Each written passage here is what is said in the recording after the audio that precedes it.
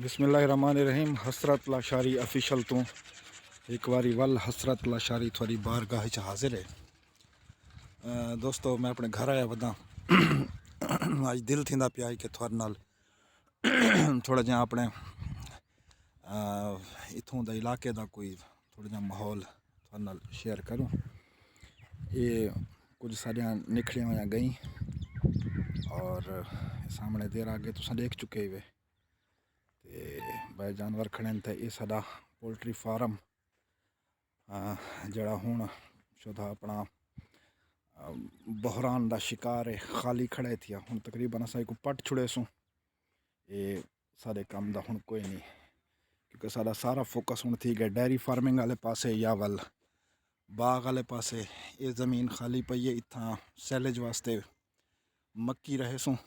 सामने बाग, ये भी बाग है पिया। ये सीधा रास्ता वो नहर के उत्ते वन चढ़ता है, जिथा जी नहर मैं थोको पहले दिखा चुका। उस सामने बाग भी सादा अपना खड़ा थिया और इनू भी है पिया इन साइड के उत्ते।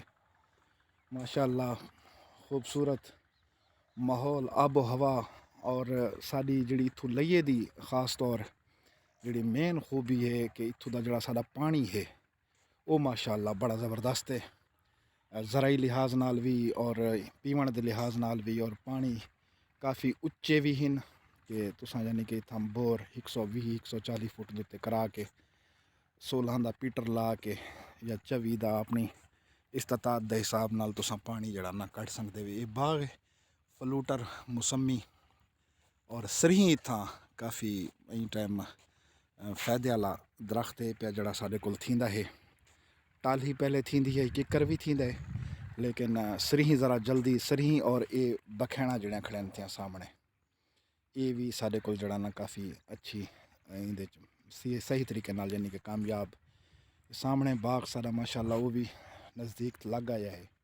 तुम देखते वनो कि ऑल अराउंड तकरीबन लोगों ने अपने अपने बाग वाही पर ज़्यादा फोकस उन्होंने बाग के उत्ते है।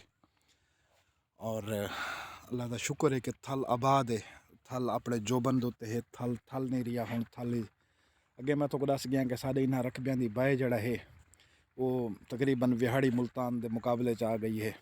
19-20 लाख 18 लाख के उत्ते जड़ा ना इतना रकबे की बाय है पी। लेकिन हूँ तक खरीद वास्ते रकबा इतना लभना ही कोई नहीं। कोई बदबख्त हो सी जड़ा अपना वेचे। ये सीधी सड़क इवें सीधी ही साढ़े पिछा लगी वेंदी साढ़े घर तो नहीं। तो उम्मीद करें ना थोक मेरा अज का ये छोटा जहा वीडियो क्लिप पसंद आया हो सी और अपनी राय ज़रूर देसो। हसरत लाशारी ऑफिशियल को सब्सक्राइब भी करे सो और अपने कमेंट्स भी करे सो कि थोको मेरी अज की वीडियो किवें लगी है। अल्लाह सुने दी अमान वसो पे जीवो शाला।